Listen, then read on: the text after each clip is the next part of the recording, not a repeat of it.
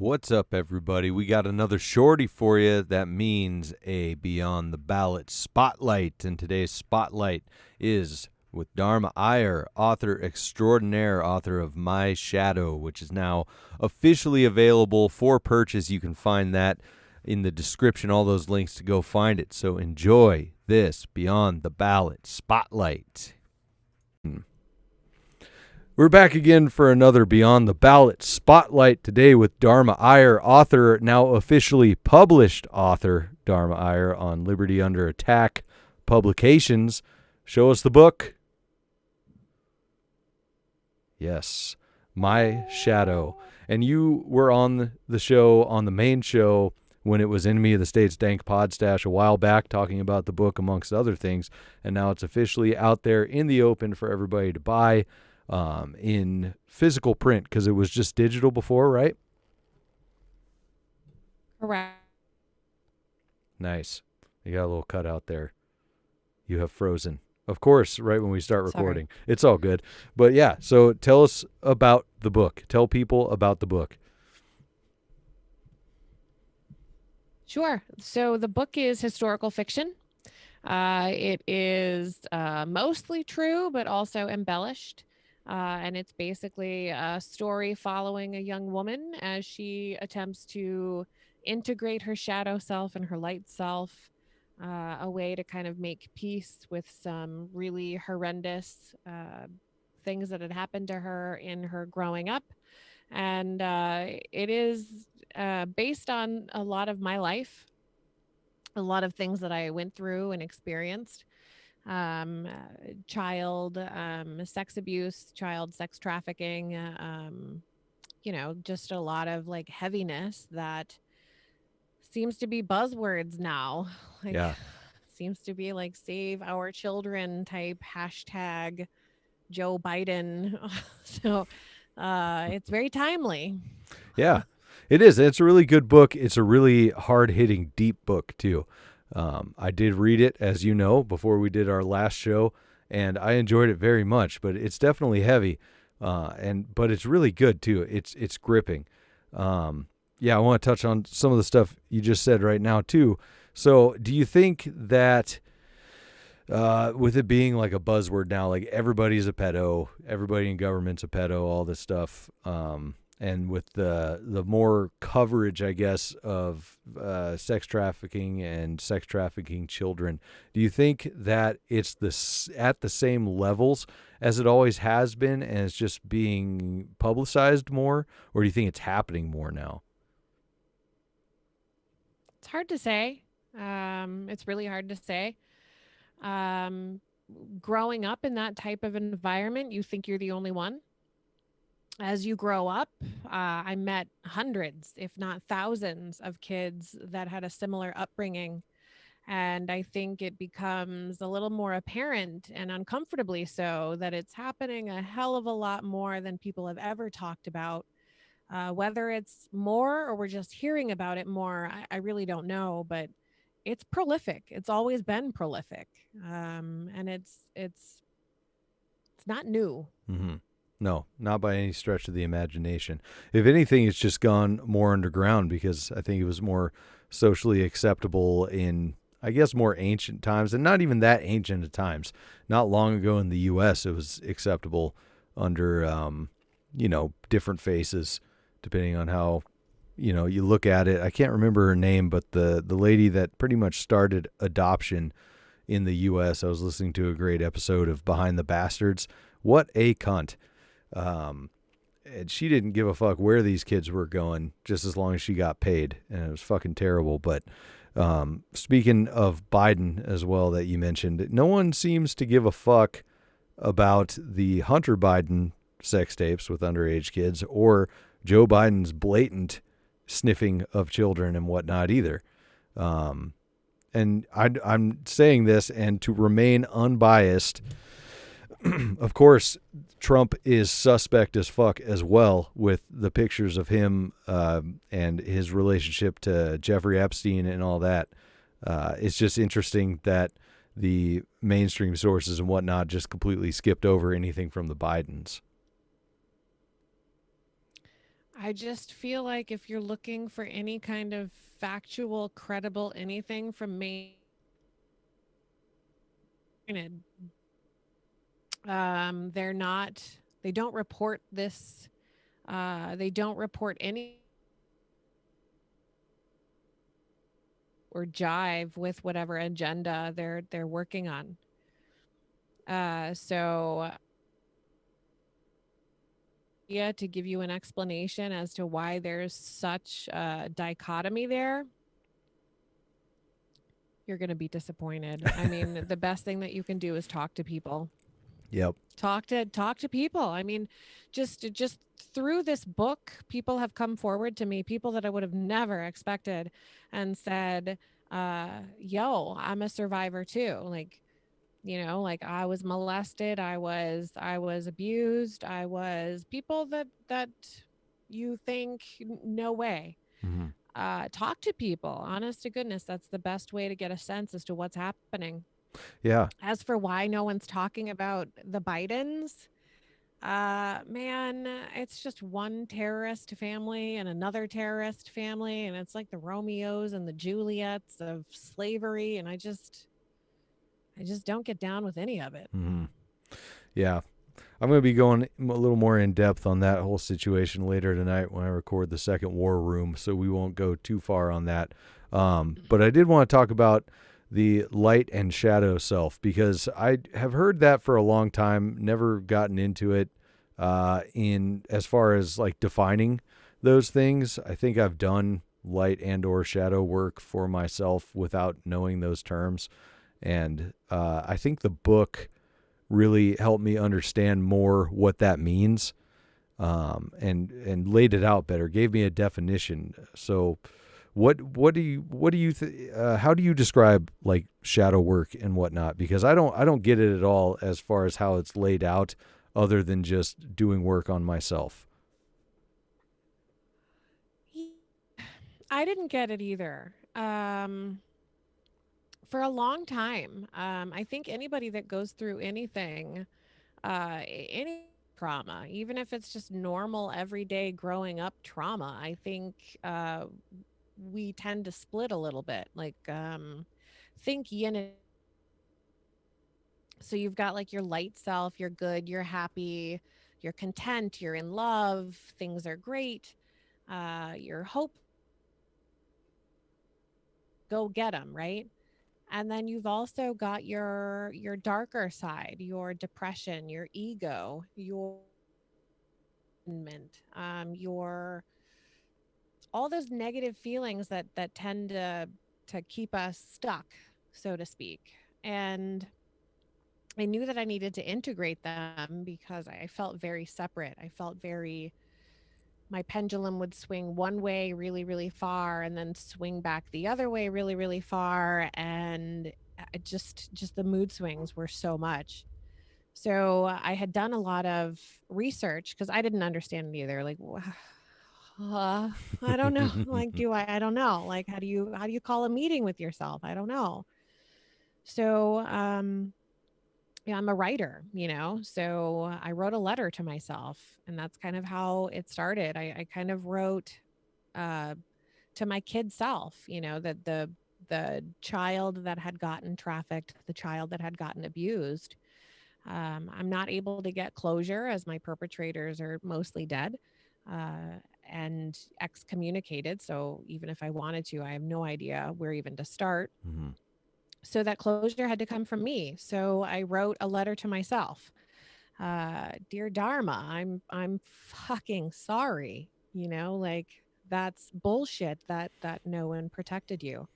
That's like really hard, and I had to forgive myself because there's a lot of blame that people carry with themselves. Maybe it was their fault. Maybe they should have told more people. Maybe they should have tried to get away sooner. There's so much like guilt that comes, and so I think first saying I forgive you, and Mm-hmm. I'm so sorry that you were failed. I think that's the best way to start. That letter opened up all kinds of stuff, that letter opened up all kinds of emotions and all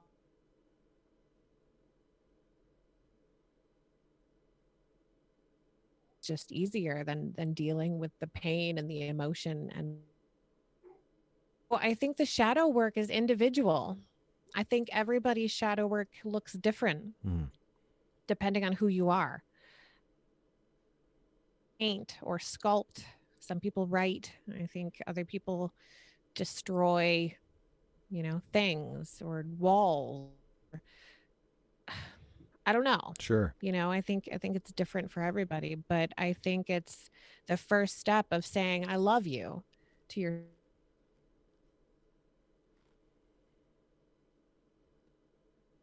own, but I'm going to protect you now. Right. And I think that's powerful to integrate the two. So it's more facing what's going on inside of you and connecting with that rather than looking outward for answers to that. And that makes sense. That definitely makes a lot of sense. I just, before, talking with you, talking with Greg Papadopoulos, I hadn't really heard much of the term being used.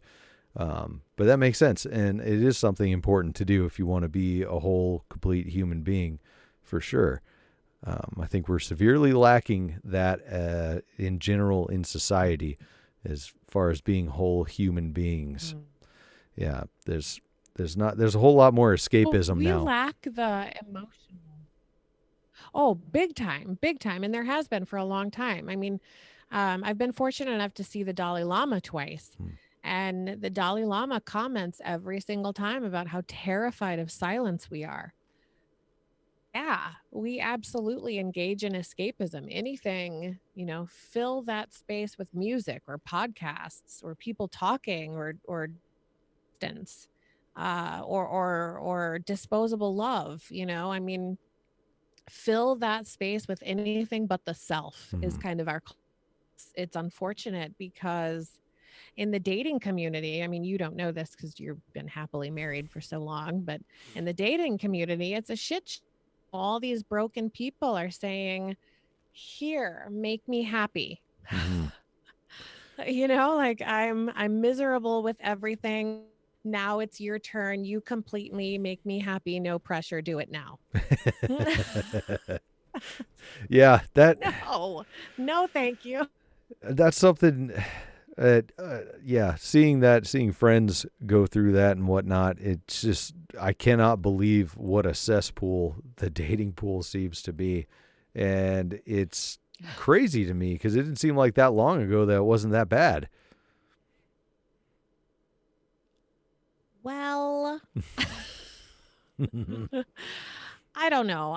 I think we were raised by aspiring escapists. I think our parents were starting to move away that connection of body and mind. I think they started chasing the dollar and chasing they'll have a better childhood than me. And I think we kind of learned from our parents that taking care of yourself is selfish.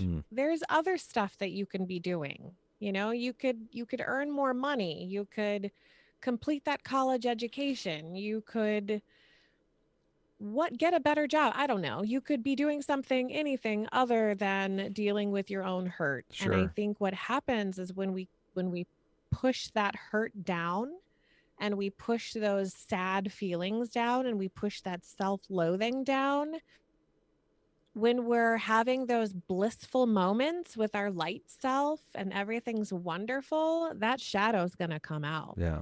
And it's going to come the worst possible way. And it's going to scare everybody away from you. You're going to become that emo girl. And that emo girl. It happens. Yeah. And it sucks. And, and I think part of to like heal, just because you can't see that damage doesn't mean it's not there. Sure. So feel those emotions, and don't give them to someone else expecting them to fix you. They can't. Yeah. They just want to love you and want to be loved. Yeah, and you're right about the focusing on so much other stuff than yourself kind of way that the previous generation really pushed.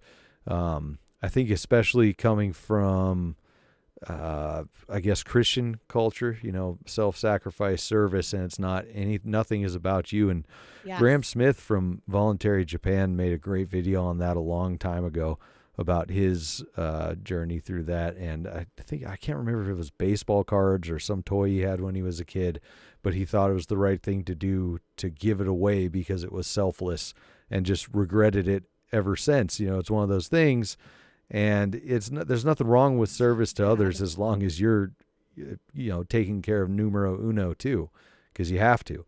That's not going to fill the Right. void, just giving everything Right. away to other people.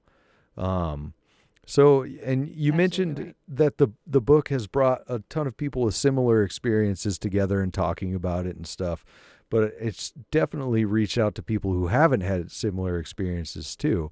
What have you heard from people who have not? Oh man, I think it's been really amazing, the feedback I've received back. I mean, honestly, the people that have some negative experiences in their life, their feedback has been, I feel less alone. It's so nice that someone is kind of speaking out against this, because it's hard to kind of put yourself out there. And the people that have no experience at all with this kind of thing, thank goodness. Mm-hmm. It's so good, because I wouldn't want to wish that on anybody, first of all. So, and the feedback has been really great. Amazingly, I have worried about. I feel like if you haven't experienced some of this, it's so out there. I was so afraid of not being relatable, but quite the contrary. The people that have no experience with this have been just incredibly supportive about, again, being brave enough to put a lot of this out there and doing it in a mostly tasteful way. Like, Mm-hmm. I really don't go into a ton of gore. I really don't go into a lot of details, but I tell you um certain things. Like, there's a girl that sleeps underneath a desk in the book. Obviously something happened to her, because otherwise normal children don't sleep under Mm-hmm. desks. So I don't really go into detail as to what happened. A lot of the people I met along in my life, I didn't really know the extent of what happened, and I don't know if I could have handled knowing. Um, but I met the people, and I show you kind of the human behind the events. Mm-hmm. This is what happens to children. This is how it affects these children. And honestly, whether you have experience with this or not, it's a voice to people that otherwise may not have one. Mm-hmm. Yeah, it definitely wasn't overly or even close to towing the line of unnecessarily graphic or anything in any way. It was just a good, solid story. Like you said, historical fiction. It was excellent. So yeah, so that's about a spotlight time. I really want people to buy the book and support you and support Liberty Under Attack.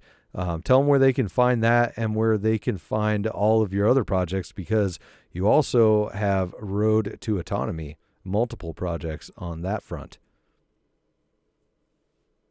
Yeah, I'm like a little bee. So, my shadow can be purchased from Amazon. From Amazon. You can also buy the copy and support Shane Radliff and Liberty Under Attack. I'm going to libertyunderattack.com, I believe. Mhm. Um, and you can purchase either a signed copy or just a regular copy from his website. And my other projects, yes, Road to Autonomy.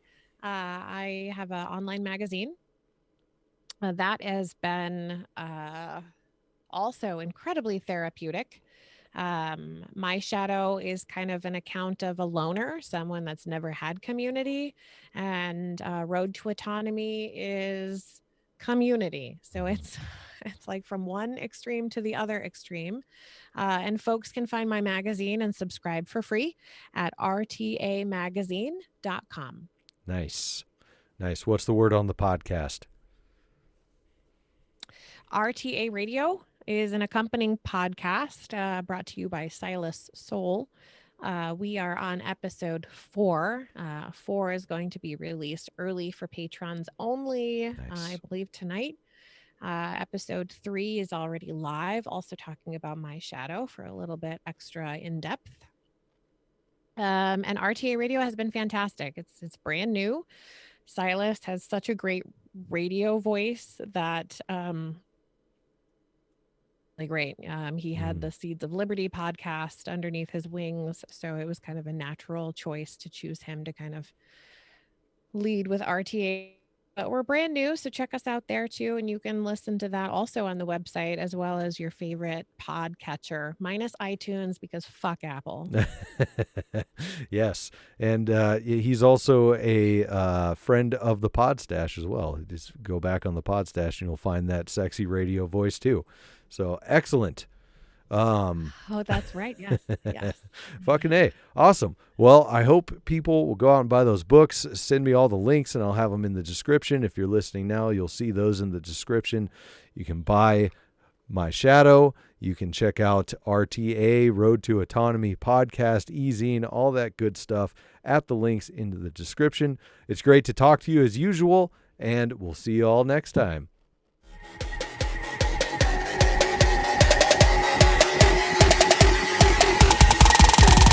Professional anarchist.